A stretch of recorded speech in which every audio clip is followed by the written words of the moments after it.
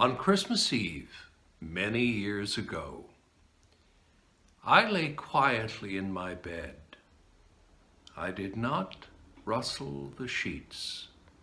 I breathed slowly and silently. I was listening for a sound a friend had told me I'd never hear. The ringing bells of Santa's sleigh. "There is no Santa," my friend had insisted, but I knew he was wrong. Late that night, I did hear sounds, though not of ringing bells. From outside came the sounds of hissing steam and squeaking metal. I looked through my window and saw a train standing perfectly still in front of my house. It was wrapped in an apron of steam. Snowflakes fell lightly around it. A conductor stood at the open door of one of the cars.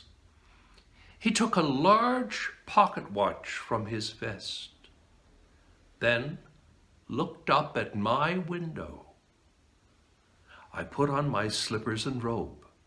I tiptoed downstairs and out the door. "All aboard!" the conductor cried out. I ran up to him. "Well," he said, "are you coming?" "Where?" I asked. "Why, to the North Pole, of course," was his answer. "This is the Polar Express."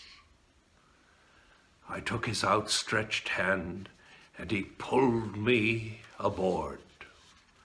The train was filled with other children, all in their pajamas and nightgowns. We sang Christmas carols and ate candies with nougat centers as white as snow. We drank hot cocoa as thick and rich as melted chocolate bars. Outside, the lights of towns and villages flickered in the distance as the Polar Express raced northward. Soon, there were no more lights to be seen. We traveled through cold, dark forests where lean wolves roamed and white-tailed rabbits hid from our train as it thundered through the quiet wilderness. We climbed mountains so high it seemed as if we would scrape the moon. But the Polar Express never slowed down. Faster and faster we ran along, rolling over peaks and through valleys like a car on a roller coaster. The mountains turned into hills, the hills to snow-covered plains. We crossed a barren desert of ice, the great polar ice cap. Lights appeared in the distance. They looked like the lights of a strange ocean liner sailing on a frozen sea. "There," said the conductor, "is the North Pole." The North Pole? It was a huge city, standing alone at the top of the world, filled with factories where every Christmas toy was made. At first, we saw no elves. "They are gathering at the center of the city," the conductor told us. "That is where Santa will give the first gift of Christmas." "Who receives the first gift?" we all asked. The conductor answered, "He will choose one of you." "Look!" shouted one of the children. "The elves!" Outside we saw hundreds of elves.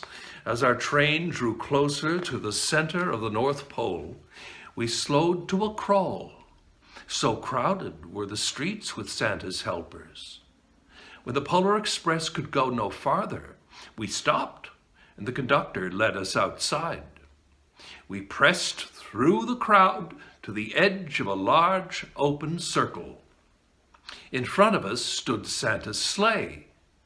The reindeer were excited. They pranced and paced, ringing the silver sleigh bells that hung from their harnesses. It was a magical sound, like nothing I'd ever heard. Across the circle, the elves moved apart, and Santa appeared. The elves cheered wildly. He marched over to us and, pointing to me, said, "Let's have this fellow here." He jumped into his sleigh. The conductor handed me up. I sat on Santa's knee, and he asked, "Now, what would you like for Christmas?" I knew that I could have any gift that I could imagine. But the thing I wanted most for Christmas was not inside Santa's big bag. What I wanted more than anything else was one silver bell from Santa's sleigh. When I asked, Santa smiled. Then he gave me a hug and told an elf to cut a bell from a reindeer's harness. The elf tossed it up to Santa. He stood, holding the bell high above him, and called out, "The first gift of Christmas!" A clock struck midnight as the elves roared their approval. Santa handed the bell to me, and I put it in my bathrobe pocket. The conductor helped me down from the sleigh.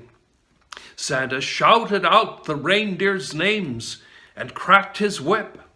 His team charged forward and climbed into the air.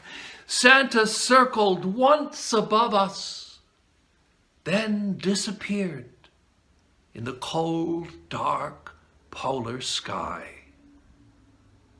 As soon as we were back inside the Polar Express, the other children asked to see the bell.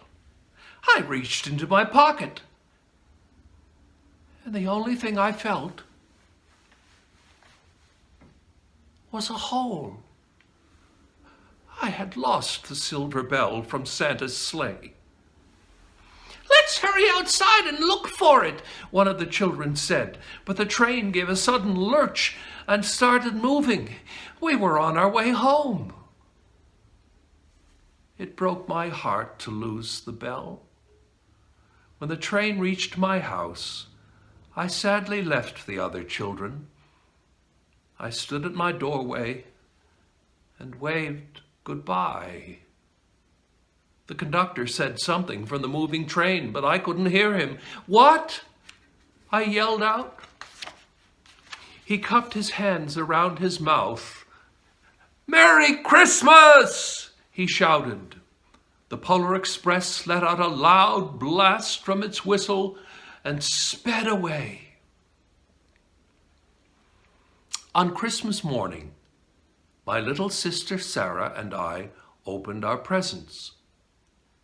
When it looked as if everything had been unwrapped, Sarah found one last small box behind the tree. It had my name on it. Inside was the silver bell. There was a note. "Found this on the seat of my sleigh. Fix that hole in your pocket. Signed, Mr. C." I shook the bell. It made the most wonderful sound my sister and I had ever heard. But my mother said, Oh, that's too bad. Yes, said my father, it's broken. When I'd shaken the bell, my parents had not heard a sound. At one time, most of my friends could hear the bell, but as years passed, it fell silent for all of them. Even Sarah found one Christmas that she could no longer hear its sweet sound. Though I've grown old, the bell still rings for me, as it does for all who truly believe.